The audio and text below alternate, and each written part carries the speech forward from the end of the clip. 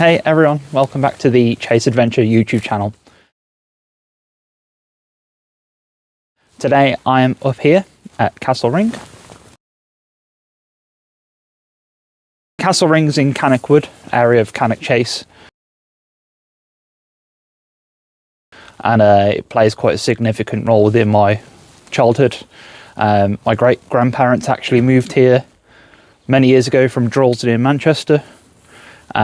They worked very hard in the local area. Everybody knows Ken and Eunice Lockett, and they even have a plaque dedicated to them. So every time I come round, I like to visit the church.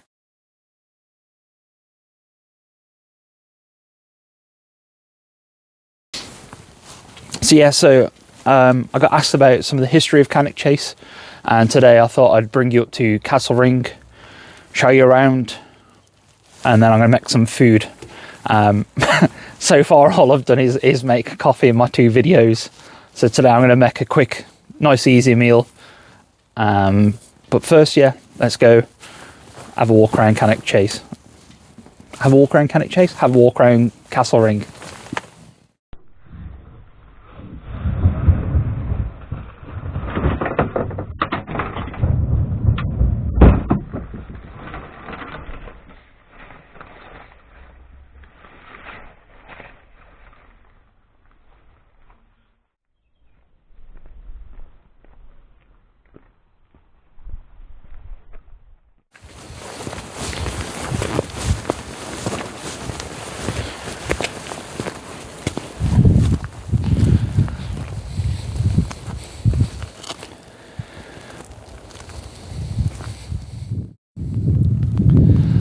So it doesn't look like much nowadays.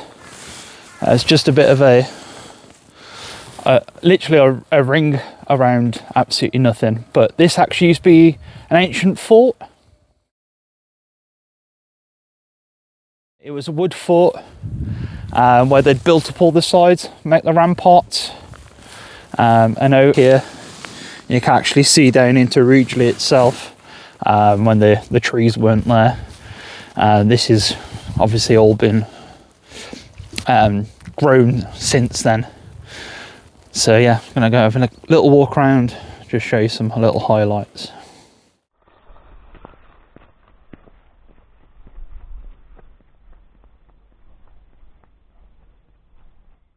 Just over this far right hand side, just at the back here, is Bodie's Scout and Guide campsite. I actually stayed there many times as a kid, and it used to be, but now I think they've just, due to safeguarding, they've kept it just to the kids, which is fair enough. Like, play plenty of hide and seek games around here. When this is overgrown, excuse my sniffle, sorry, this is actually a really good place to go and hide in and play little hide and seek games when you're 10 years old or so. One of my fondest memories is actually running past my uncle in a fire, and because he got high vis fluorescent bits on it, I just thought it was like a cone that someone had dumped up here, due to the amount of people that don't really respect the area. So I just gone absolutely steaming past him, couldn't find him whatsoever, and he took the mick a lot when I was growing up about it. So if you ever see cone lying in the ground down here, it might actually be a person, so look for it.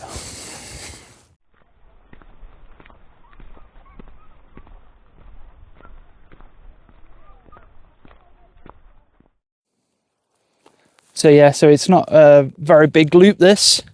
I'm already across the other side, and this is the view down into. Luckily the trees are quite low, just about to see off into the distance there parts of Rugeley. So it's a really good beginner's trail. There is more advanced trail, so actually from the old gatehouse here you can take that trail and down to the back there's a lot more to walk around. But if you're new, just trying to get back to walking again, then this is an absolute mint starting point. I keep saying so I'll get at that habit, I'm sure. There's a good car park, there's a pub across the road. And it's 5-10 minutes out of Cannock town itself.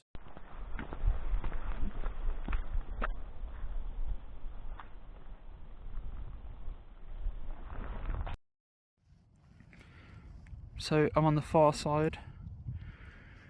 Looking back in, you can see where the grass mounds were built up for the fortifications, which is weird because this is like a couple of 100 years old, and to still be able to see this is, in my eyes, fantastic.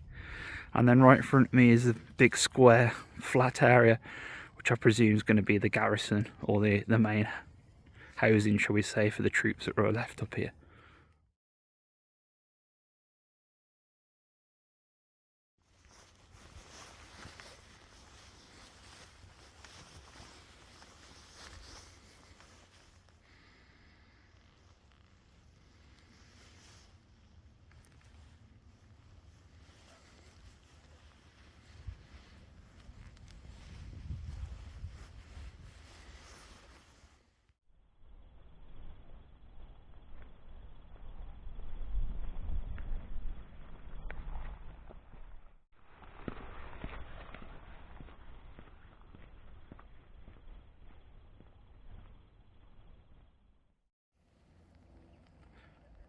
On this left side, you can actually see a little bit more about how steep it is. The fact that recently have put steps in just so people can climb up and down.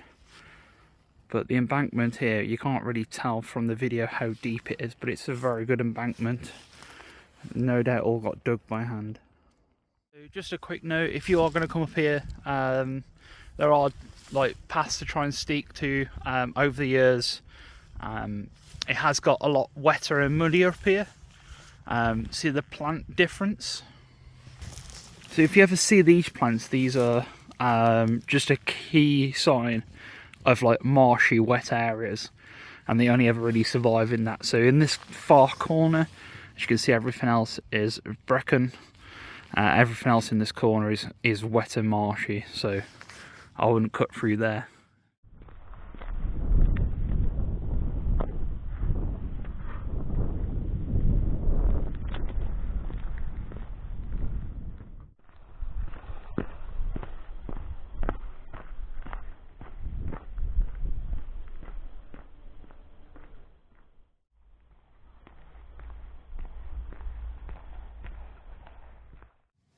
Yeah, so today I'm going to be cooking a nice simple meal. It's only going to have 4 ingredients to it, and it's going to be quite easy to carry around. So these are your 4 ingredients. You don't really need to carry the whole box. It's just the fact I've just been to the shop. You can literally just take one of them out, or you can add more potatoes depending on how many people. First thing I'm going to do is crack open my potatoes.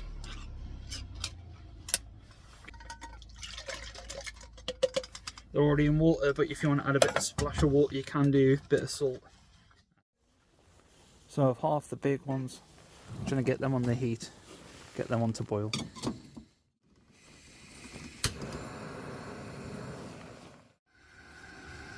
So while I have potatoes on, we're going to get the pan on the heat, just a little knob of butter, just get that warming up. So you want to sear the potatoes after they've part boiled.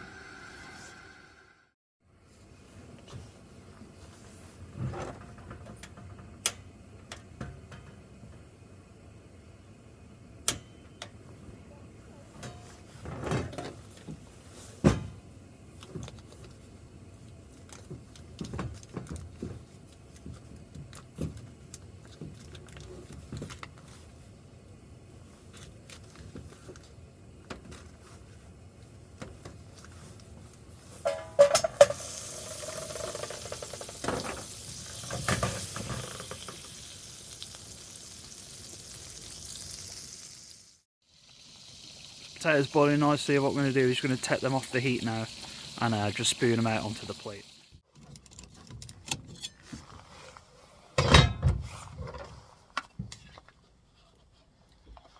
As I'm doing this, what I'm trying to do is just save that water ready to put the fish in.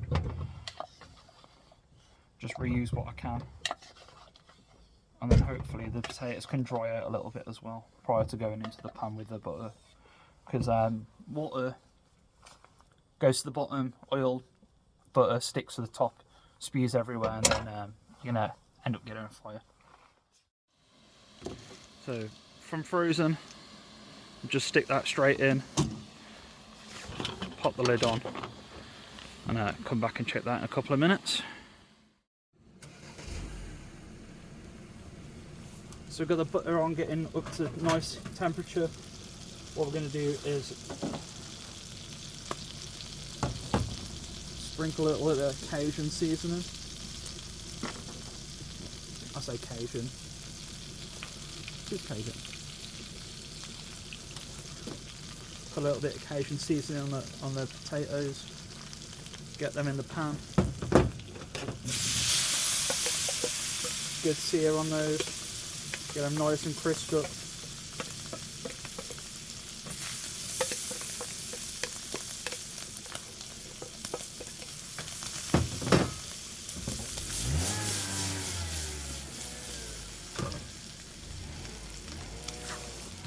Jesus Christ.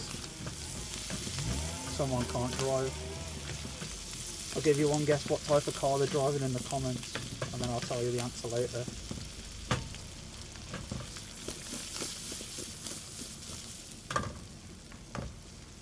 Get them on full heat now. Get them really crisped up.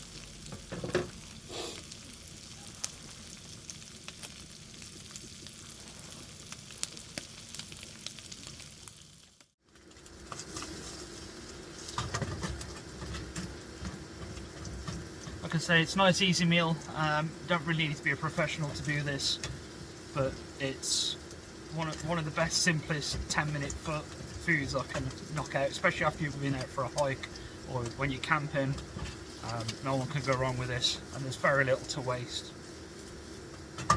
The only other thing you could do different to this is, instead of having new potatoes in a tin, you just take some fresh ones, and then there's no waste. And even better, you got the skin on, and that's where all the nutrient lies in a potato, is just underneath the skin. You can see the potatoes are browning up quite nicely, getting a nice little bit of colour. Remember, colour is flavour.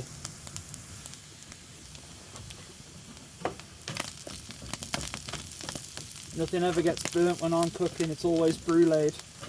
It's just a French word for burnt, and it sounds a lot posher and nicer. They're coming on very nice.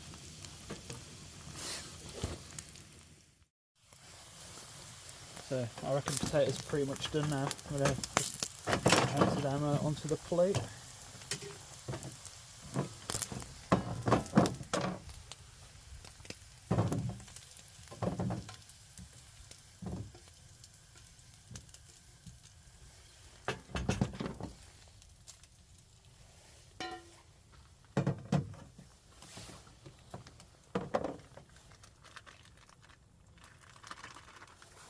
Fish is perfect temperature too. I'll make a dick of myself and cut me.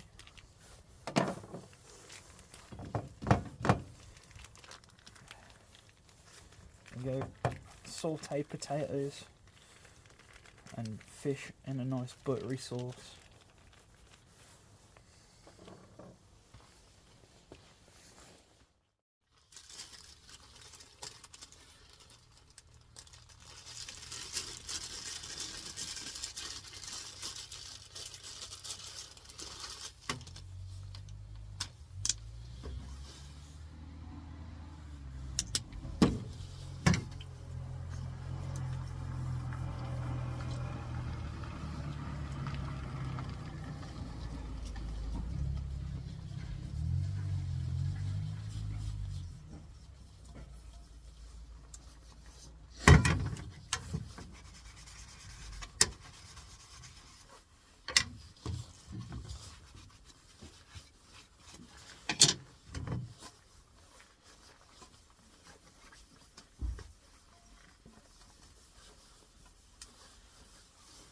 It's always easier to wash up when everything's hot.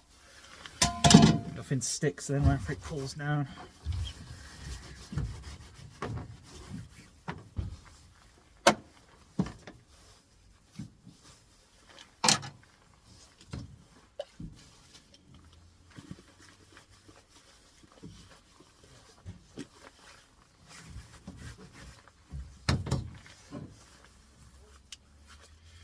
You're probably sick of seeing this. It's been in every video I've made so far. However, it's so handy and I live by it.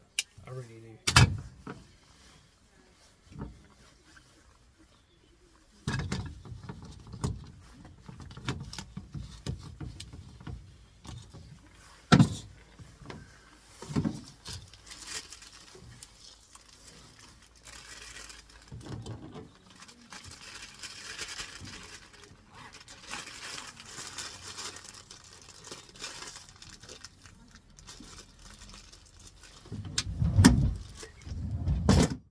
Nice little plate of food, just about in time for the sun to go down. Nice crispy potatoes, go very well with that soft, nicely steamed or boiled fish. So, until next time, see you later.